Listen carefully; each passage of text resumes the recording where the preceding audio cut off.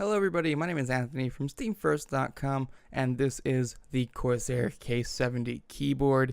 This review is going to be a little bit different than my other ones in that I'm not going to show my face. This is just a quick test for a different type of thing I want to do because I have a product that I meant to review that is kind of difficult for me to do it in my normal product review fashion. So we're just going to go ahead and test it out with this and then see what people, as in you guys, think. So yes, first off, let's start with the physical overview of the keyboard itself. Now, first thing you will notice is that the keycaps on my particular keyboard are not the default keycaps that come with it from the factory. That is because I found them incredibly uncomfortable and just annoying to type on. I know a lot of other people don't, and most people wind up not changing their keycaps, but I personally have a very weird preference on that. And I wound up picking up the KeyCool Rainbow keycap set off of Massdrop when it was being for sale there, link in the description. These aren't too different. I found them a little bit, like, I guess, bigger and I don't know, just a little bit bigger and like just a little bit different shape than the ones that come with this keyboard, and it's just more comfortable for me. That, and they're also made out of that PBT material that I said I liked in my Mechanical Keyboards 101 video. So yeah, I did keep the default spacebar though, because I love this spacebar. It is a nice like rubber textured one, and it's very nice. That and the KeyCool one didn't fit. I need to sand it down and do some stuff. I don't feel like doing that right now or lately. So yeah. And also notice that I opted for the red switched version. That is simply because I prefer Cherry MX red switches. I believe this also comes in blues, browns, blacks, and I think whites. I'm not sure, to be honest with you guys, but I'm pretty sure it comes in brown, black, and blue as well. Anyways, onto the physical overview. The keyboard itself on top has a nice brushed aluminum finish, and I think it actually is brushed metal. You'll also notice that it doesn't attract nearly as much dust or fingerprints as most brushed aluminum finishes do. I'm not sure what kind of like magic-y witchcraft they put into that, but it's very nice. There is some cat hair though, because my cat has been nesting on my desk lately. It's very annoying.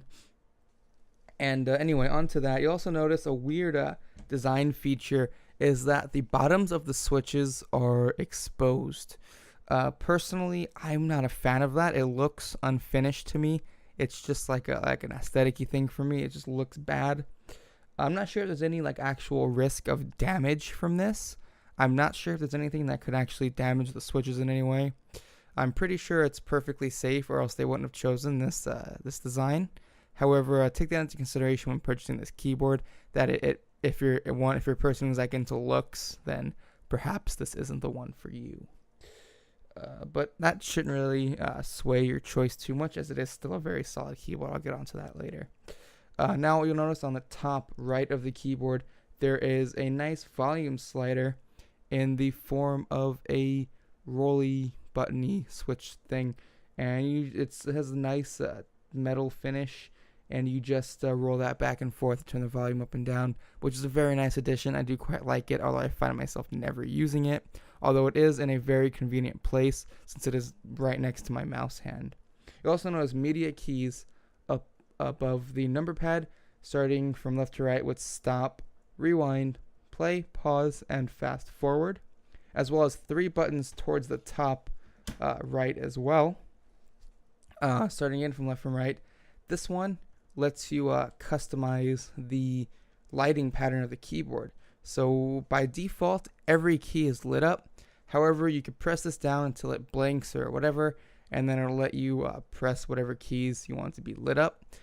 Personally, I think mine are set to, it looks like Counter-Strike, but you can set yours however you want, and you can also obviously press it again to switch between all keys. The one next to that one looks like a little sun. Obviously adjust the brightness. So it has 3 levels of brightness, or 4 if you count off. So starting with off, it's dim, slightly brighter, and then obnoxiously, annoyingly bright. I do like how bright and vivid the LEDs are, and I'm pretty sure that the design choice I mentioned earlier is to show off the LEDs lighting more vibrantly, which I do appreciate. It looks very nice when the default keycaps are installed. However, with mine, it just looks kind of gross. But yeah, so there's that. Then onto the bottom of the keyboard, you'll notice instead of 2 feet at the front or back, this one has 4 feet. One's on the bottom that come out from side to side, and then one's on top that come out from top to bottom. Or, I'm sorry, it's the other way around. The top comes out from side to side, and the bottom comes out from top to bottom. This allows for a variety of different angles for the keyboard. So the way I keep mine is just having the back feet out, which leaves it at kind of a downward slant. However, you can pull out all 4 feet, have it completely flat, or put in the back feet, only have the front feet out, and it'll go to like a kind of like an upward slant, which I find really nice. It also comes with this really nice plastic wrist rest that attaches to the bottom of the keyboard via some clip-on hinges, and it actually adjusts on its own through those hinges. So no matter what position you have the keyboard in, the wrist rest accommodates, which I find really nice. And the wrist rest, though it looks obviously kind of bad, it's kind of comfy, and I found myself using it more often than not. Okay, so onto the cable now. It comes with a nice, I believe it's a 6-foot braided cable. It is very thick. There are two wires in there that fork off into 2 USBs. One of them is for the keyboard and I believe the LEDs itself, and the other is for the USB port on the back, which I will get to in a moment.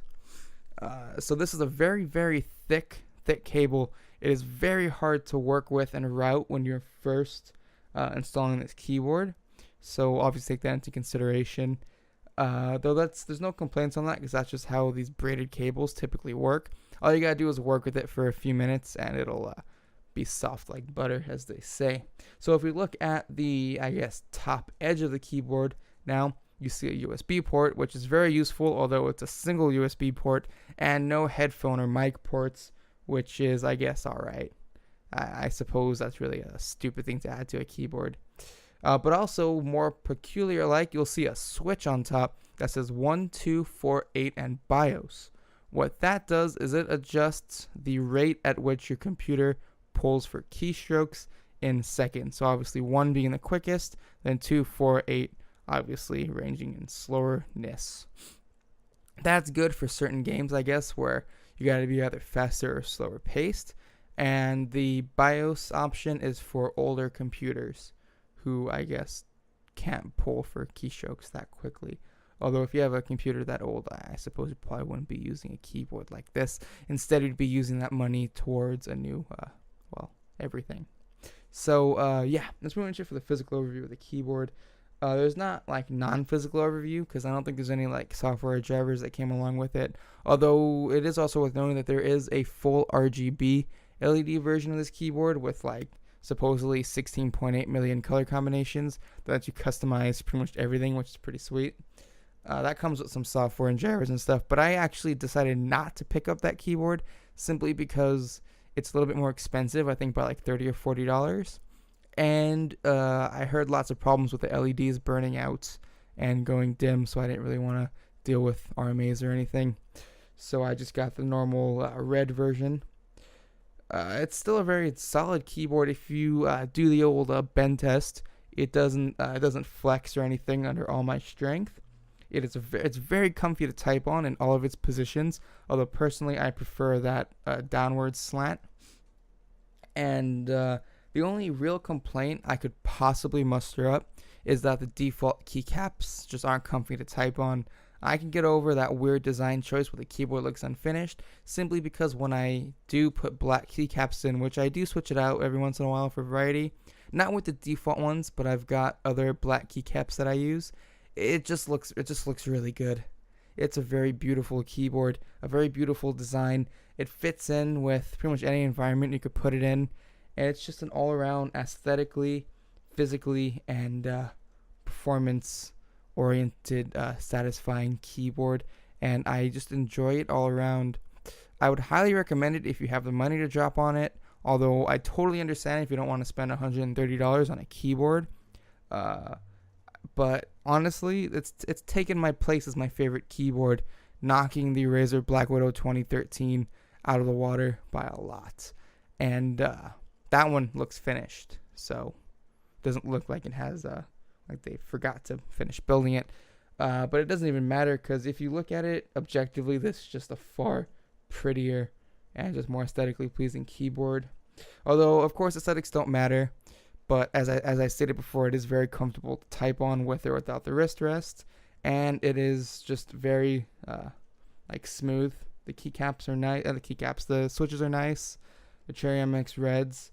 I would imagine this being just as good with any other switch. I'm not necessarily sure. Now, I wrote this script while I was sick, and I'm starting to get like really erratic and rambly, so I'm gonna stop here. My name is Anthony from SteamFirst.com. Be sure to check out Steam First for all the best news, reviews, videos, and content revolving around all things Valve and Steam. Also, be sure to check out our t-shirt shop at Battle Buddy Apparel. I hope I got that right. If not, I'm literally the worst content creator in the world. Where you can pick up some really sick Steam First t-shirts, like the one I have on right now that you can't see. So just take my word for it.